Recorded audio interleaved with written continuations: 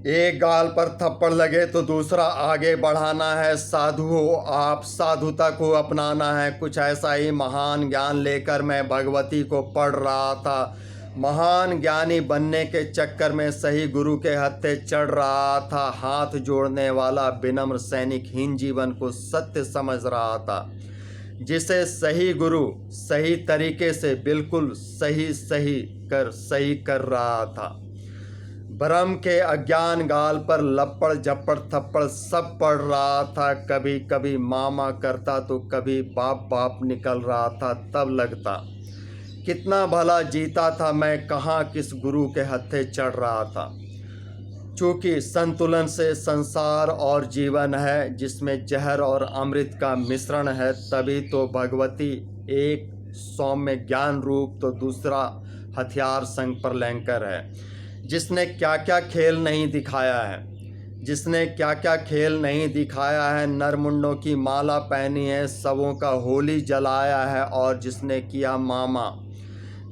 किया मामा उसे साधु संग सैनिक भी बनाया है। तभी तो जब मेरे ऊपर हुआ था गुंडों का हमला, हाथ जुड़ा विनम्र बना, एक गाल आगे बढ़ा, क्योंकि मैंने तो यही था पढ़ा। जिस पर भरपूर थप्पड़ पड़ा, बस मामा ही तो निकला। सीन बदला, दर्शक बना। नो कचहरी नो कोर्ट, फैसला ऑन द स्पॉट के तर्ज पर। गुंडों को भरपूर थप्पड़ लप्पड़ के संग भरपूर गाली गलौज का परफेक्ट रिटर्न मिला। इस अद्भुत चमत्कार का मैं साक्षी बना। भगवान को मैंने ठीक से समझकर अपने वीडियो के माध्यम से अपने चैनल पर भगवान को ठीक से समझाने का प्रयास किया है। सॉफ्ट जोन से निकलकर परिवर्तन का सत्य समझकर हार्ड जोन में चलने वाला जिद सनक से सक्सेस की सीढ़ी चढ़ने वाला बनता है। यूं तो इनके कठोर परीक्षण का कमाल ऐसा है कि शमशान भी मानव के ससुराल जैसा है, जहां मौत की खातिरदारी में भय का भोग लगता है। अद्भुत रहस्यमय प्यार दुलार से भगवान का ककहरा पड़ता है। कभी डरता है, कभी सिहरता है, और कभी सोचता है कहाँ फंस गया, ऐसा ही लगता है तो ये रास्ता वन वे, जो घुसा वो फंसा, फिर कहाँ निकलता है। या तो मरता है या फिर महाकाली से मिलता है। बात उन दिनों की है जब मेरी जिंदगी का पहला पारी अखाड़े में चारों खाने चित पड़ा था। बिल्कुल गिरा पड़ा था, घायल था, फिर भी अब दूसरी पारी का खेल खेलने के लिए उठ खड़ा था। बिना प्याज लहसुन के जिंदगी जीने वाला अब मांस मछली संग पेट भरने की सीढ़ी चढ़ा था।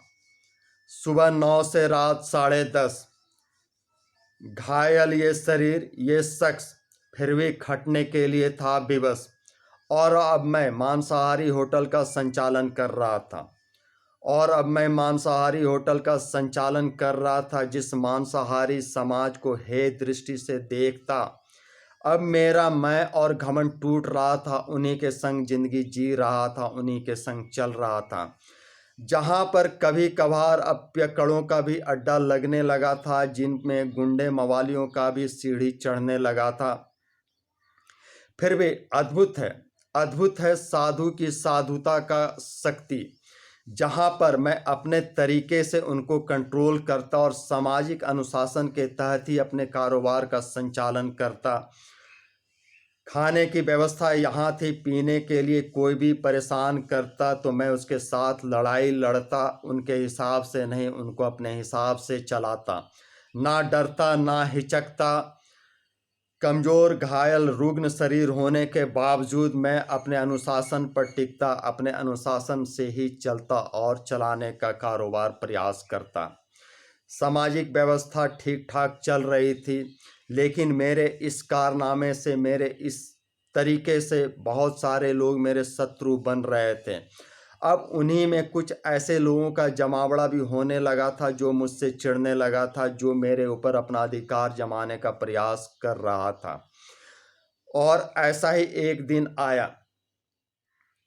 मैं अपने दुकान का संचालन कर रहा था। धीरे धीरे दिन से अब रात हो गया, रात जो है अब ढलने लगा था, मार्केट का ज़्यादातर दुकान बंद होने लगा था। तभी गुंडों का वो फौज अपनी टीम के साथ आधमका, कुछ पिए हुए थे, कुछ पिए हुए का नाटक कर रहे थे, और उसमें उनका जो कमांडिंग रिंग लीडर था वह बात तो मेरे तरफ से कर रहा था, लेकिन उनका संचालन कर रहा था, और उनके गुंडे पालतू कुत्ते जो है उनके हिसाब से जो है तोड़ फोड़ गाली गलौज का जो है कार्यक्रम संचालित करने लगे थे।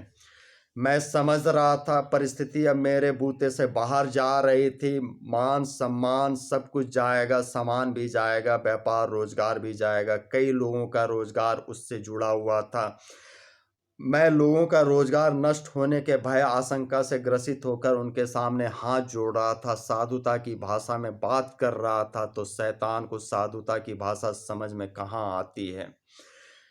उल्टा रिटर्न आया, एक धक्का लगा, मैं गिर पड़ा, काउंटर पर गिर गया, और तब मैंने जो है विवस्ता में माँ माँ पुकारा। बस इतना ही समझ में आया। बेसुध हुआ, प्रकाश की शक्ति ने मेरे अंदर कब्जा जमाया और पूरा का पूरा सीन अब जो है अपने हाथ में ले लिया। पता नहीं ये अवस्था मेरी कितनी देर रही। शक्ति का प्रभाव ऐसा ही होता है कि पिंड उसे झेल नहीं पाता है, लेकिन जब मेरा आंख खुला तो बाहर का दृश्य पूरा का पूरा बदल चुका था। पता नहीं कहाँ से पुलिस पहुंच गई थी और उन गुंडों को दौड़ा दौड़ा कर मार रही थी। भरपूर पिटाई का कार्यक्रम चल रहा था और मैं एक दर्शक बना बस अब उस पूरे पिक्चर का सीन देख रहा था, क्लाइमेक्स देख रहा था। उनका जो रिंग लीडर था, जो ज़्यादा स्मार्ट बन रहा था, उसको भी लपड़ थप्पड़ लग रहा था, भरपूर गाली गलौज मिल रहा था, और इस तरीके से वो क्लाइमेक्स खत्म हुआ। वो लोग वहाँ से भाग गए, चले गए। दूसरे दिन जो है मैं वहाँ पर फिर से अपना काम करने पहुँचा, तो वो कुछ गुंडे जो उनका रिंग लीडर था, उनके कुछ बड़े अब मुझे धमकाने के लिए आए थे।